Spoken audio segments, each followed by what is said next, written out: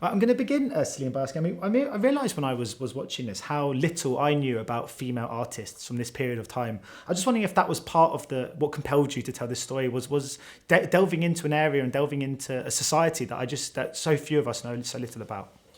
Well, I was ignorant too of that. I knew some of the stars, like Elisabeth Vigée-Lebrun, who was Marie Antoinette's painter, or here Angelica Kauffman in the UK.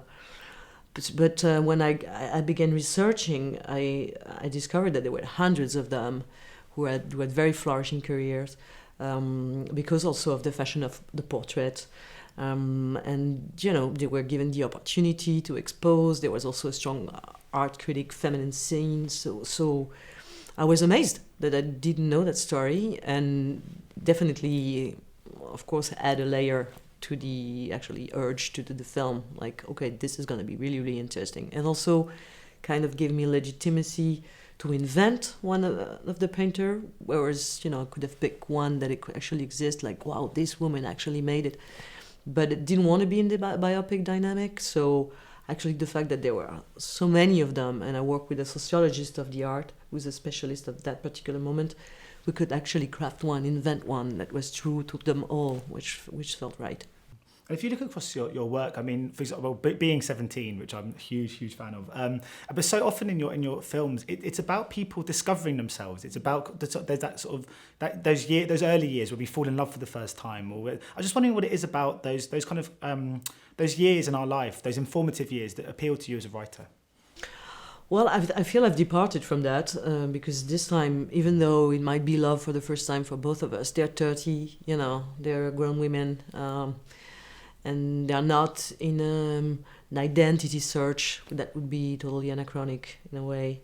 But regarding coming of ages, I feel it's always pure cinema because, of course, it's politically, it interests me to see the rise of desires and identities, but also because it allows you to all genres. I feel like when you write about teenagehood, the mutation of the body could be, fantastic horror film. You can do very hybrid cinema when you look at the youngsters. So it's it's always about the contemporary, but it's also mythological in a way. So I like it for that reason also. And how was it doing your first kind of period piece? What sort of new challenges were posed in entering into... Because I guess, I saw sort of Game of Thrones recently, someone left a Starbucks cup. Just suddenly things like that you've probably never had to worry about has had to come into play. Exactly. But it's really part of the fun. That really excited me because I really thought it's the same job.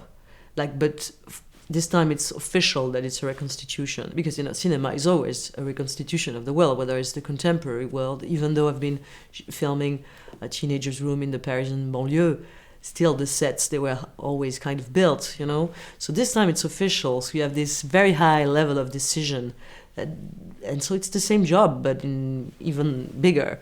So I wasn't feeling anxiety regarding the reconstitution, because I felt it was the same process. It's about also what you don't put in the frame, and then everybody works a lot because everybody's doing research, and you can have this big decision as a team to the style of the film, and I think it's like super cinema, So it's not about a specific genre. I think it's about giving cinema this whole ambition really strong. And I'm wondering too, one of the sort of feels like a bit of a hallmark of period dramas is they usually come with this very rich, quite overbearing score. And in this instance, there was no score. I was just wondering about what was the idea behind removing the music from this movie, and what you think it added to the story. Well, it was part of the plan since the beginning to do a film without a score. Which felt challenging because it's a love story, and love stories always have scores. And as you're like Titanic, My Heart Will Go On. We know, and even our own love stories, they have their songs. They have their soundtrack. But it was really, really about the reconstitution. It was really, really about the period piece. I wanted to put the audience in the same position as the character. You know, art is not available, music is not available. They have to, you know, maybe they will hear some music once a year. And I wanted, this frustration to be the same for the audience, because, you know, we're looking for equality here in this film. And so that they would share the experience of how art is powerful, music is consoling, as strong as the character would feel it. And, you know, that's one of the... Music in cinema is really, really powerful. And so there's no music because I strongly believe in music, you know.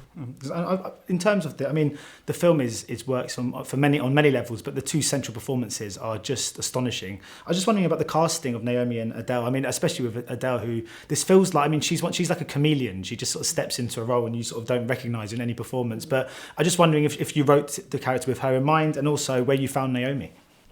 Yes, I wrote the film thinking about Adele.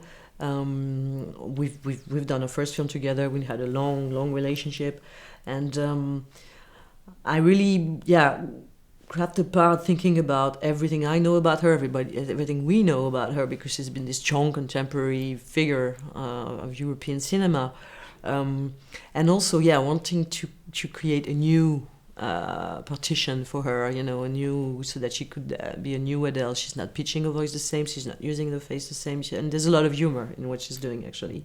And Naomi, I didn't know her, wanted to meet somebody, and she's been around for several years, but I hadn't seen her work. And I really wanted them to have the same age and to have this strong equality. And that's when I put the two of them in the same frame, that actually there was this iconic duo, and we really wanted an actress that was not too much identified by the audience, especially because it's a love story and also a lesbian love story. So, you know, you got to believe about this. It's not about A plus B performing queerness. So I like the mystery also of somebody new, a new face.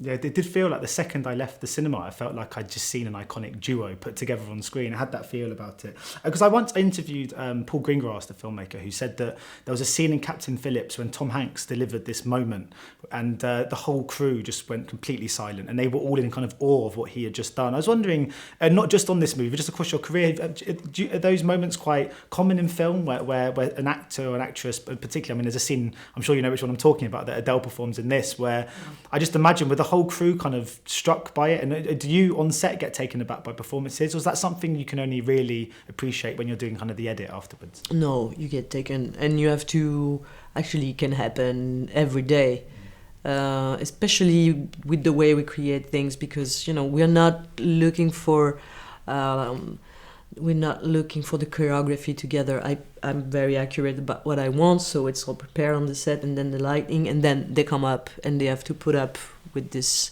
choreography, these ideas that we set for them. So this means that there's a lot of constraints, and we begin the conversation at that level. So what they're gonna have to embody something really, really accurate, and gonna bring, you know, so it goes higher, actually, and you can get moved, but actually you have to find the right distance with your emotions, so that you're not into, you know, self like, wow, we're so great. You know, this doesn't produce great cinema, I think. So you have to hold it back. It's like love. It's like you have to show it and you have to hold it. But of course, regarding like the last scene of the film, when this happens, everybody's basically fainting. Yeah, that's what happened to me in the cinema. Thank you so much for your time today. Much Thank you. Thank you. Ladies and gentlemen, you're watching Hey You Guys! Hey You Guys, huh? Hey, you guys. Is that from the Goonies? It is indeed, yes. Nice. Hey,